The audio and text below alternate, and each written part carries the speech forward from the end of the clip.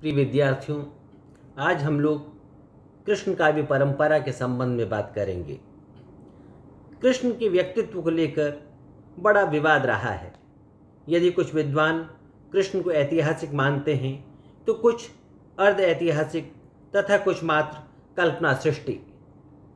देखिए, कृष्ण शब्द का प्राचीनतम उल्लेख ऋग्वेद के अष्टम मंडल के रचनाकार ऋषि के रूप में हुआ है। यजुर्वेद में भी कृष्णकेशी नामक असुर को मारने वाले कृष्ण की कथा उपलब्ध है। छांदोग्य उपनिषद के अनुसार कृष्ण ऋषि अंगिरस के शिष्य थे जो देव के पुत्र थे। कृष्ण शब्द गोत्रवादी भी माना गया है। इस गोत्र का पूर्ण रूप है कार्षणायन। वासुदेव इसी गोत्र में उत्पन्न हुए थे, अतः इनका नाम कृष्ण पड़ गया, ऐसी मान्यता है।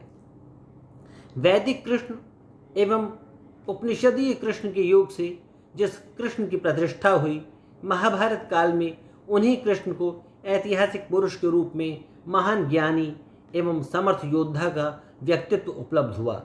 वासुदेव धर्म के पुनरुत्थान के साथ पतंजलि के काल में कृष्ण को नारायण और विष्णु से मिला दिया गया और इस प्रकार वैष्णव धर्म में श्री कृष्ण विष्णु के पूर्ण अवतार बन गए। महाभारत के युद्ध में कृष्ण की महत्वपूर्ण भूमिका रही है और विभिन्न प्रमाणों के आधार पर कहा जा सकता है कि ईसा से लगभग 400 वर्ष पूर्व भारतीय समाज में कृष्ण पूजा प्रारंभ हो चुकी थी।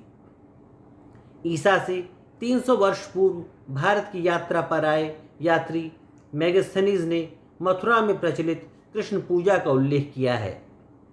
7वीं-8वीं शताब्दी तक दक्षिण भारत कृष्ण भक्ति के रंग में भली भांति रंगा जा चुका था। यहाँ के बहुत से आलवार संत कृष्ण भक्त थे। कृष्ण भक्ति को आकर्षक रूप प्रदान करने वाला ग्रंथ श्रीमद् भागवत है। कहा जाता है कि इस ग्रंथ की रचना दक्षिण भारत में हुई थी। हरिवंश पुराण, वायु पुराण एवं भागवत पुराण में जहाँ एक ओर कृष्ण की विविध क्रीड़ा केलियों का चित्रण मिलता है, वहीं दूसरी ओर इनके गोपाल रूप का मनोरम वर्णन मिलता है। कृष्ण भक्ति के विकास में वैष्णव आचार्यों की महती भूमिका रही है। निम्बार्क, वल्लभ और चैतन्य ने पूर्वांचल में कृष्ण भक्ति का प्रचार किया।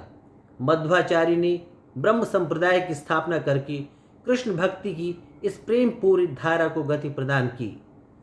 राधा वल्लभ संप्रदाय के प्रवर्तक गोस्वामी हित हरिवंश ने राधा कृष्ण की कुंज क्रीड़ा का चित्रण मधुर रूप में किया है। सखी संप्रदाय के प्रवर्तक स्वामी हरिदास जी की भक्ति का उद्देश्य राधा कृष्ण के युगल रूप की उपासना थी। कृष्ण भक्ति का चरमोत्कर्ष सूर में देखने को मिलता है। ये वल्लभाचार्य के शिष्य और अष्टचाप के कवि थे। सूर सागर एवं सूर सारावली में कृष्ण की लीलाओं का गान किया गया है। सूर के पश्चात अष्टचाप के अन्य कवियों नंददास, कुंभनदास, परमानंद दास, कृष्णदास, गोविंद स्वामी, छीत स्वामी और चतुर्भुज दास ने भी कृष्ण भक्ति विषयक सुंदर रचनाएं की हैं। अष्टचाप के कवियों के अतिरिक्त भक्ति काल में कृष्ण भक्ति काव्य के कवियों में मीराबाई और रसखान के नाम विशेष प्रसिद्ध हैं। तुलसीदास जी ने कृष्ण गीतावली में कृष्ण के चरित्र को लेकर सुंदर सरस गीतों की रचना की। चिंतामणि, मतिराम, बिहारी, देव, पद्माकर, घनानंद आदि सभी रीतिकालीन कवियों ने राधा और कृष्ण को लेकर मुक्तक रचनाएं की। आधुनिक काल में जिन कृष्ण काव्यों की रचना हुई, उनमें अयोध्या सिंह उपाध्याय हरिऔध के प्रिय प्रवास का मुख्य स्थान है। अगले व्याख्यान में हम लोग राम काव्य परंपरा के संबंध में विचार करेंगे।